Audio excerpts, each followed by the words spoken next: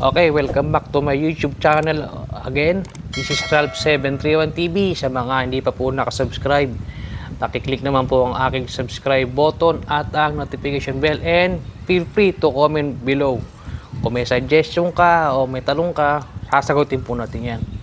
Okay, today is Sunday, ano ngayon? April 21, 2024. So magre-reaction video lamang po tayo para mas marami makapanood, mas makatulong tayo about sa katanungan ni Sir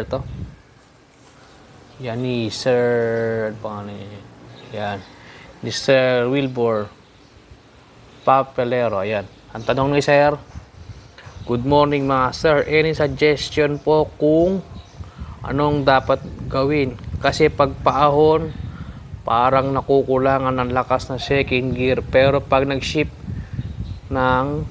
into first gear, parang sobra naman ang lakas ng first gear. Parang between first and second gear ang tamang lakas. Ano kaya problema? All stock po ang KLX. Yan.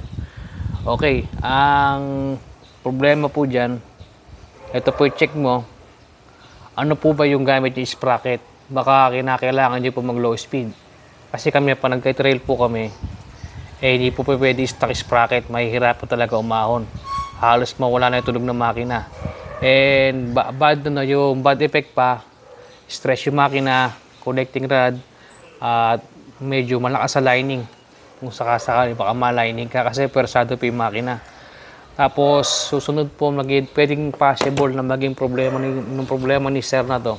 Ito, yung alam nyo ba yung carb, kapag may problema tulad nung may konting overflow o may delay, wala sa tono yung carb po, yung makina po, hindi po niya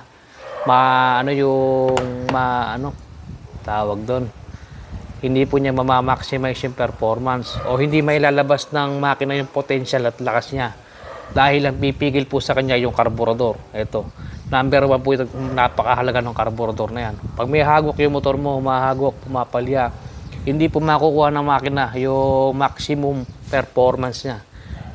Yun po ang dahilan doon. Check yung carb nyo, kung stock carb pa, baka po may problema yung diaphragm o semi nag-overflow.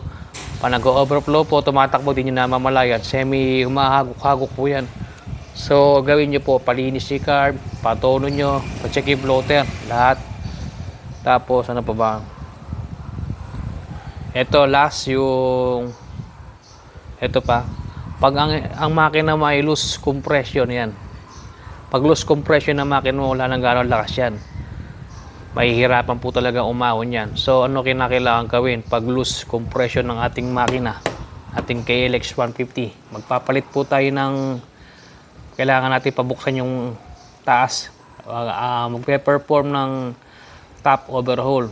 Check po yung papalitan ng piston ring, kung ang block nyo po ay wala pang gas-gas, palitan na rin yung valve seal, at yung valve i-grind na rin po. Yun ang gagawin doon, top overhaul po yan pag loose compression.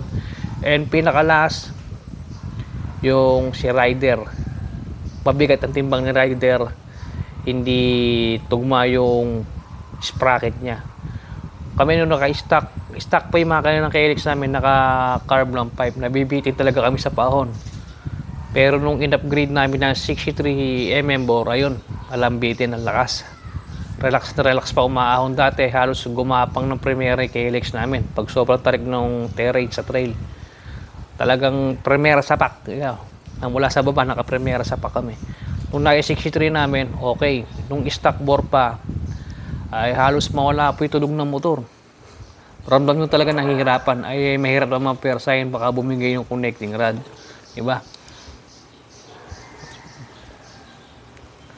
Okay, yun lang ang mga dapat i-check sa ito, yung post ni Sir Papelero from Kawasaki KLX 150 Club, Philippines. Okay, at hanggang dito na lang po ating video. Okay, hindi ako makapag-live kaya recorded na lang po. Okay, at salamat sa inyo. Sa mga hindi pa po nakasubscribe dyan, pakiclick naman po subscribe button at ang notification bell. Gagawa pa po tayo na mas maraming reaction video para mas maraming makapanood at matulungan, kaysa po paulit-ulit tayo nagtatype sa comment, di ba? At least ito sa YouTube ko, madali nilang makikita pag search sila, di ba? Mas marami makakanood. Di ba? Okay, maraming salamat po and God bless to all. Happy Sunday.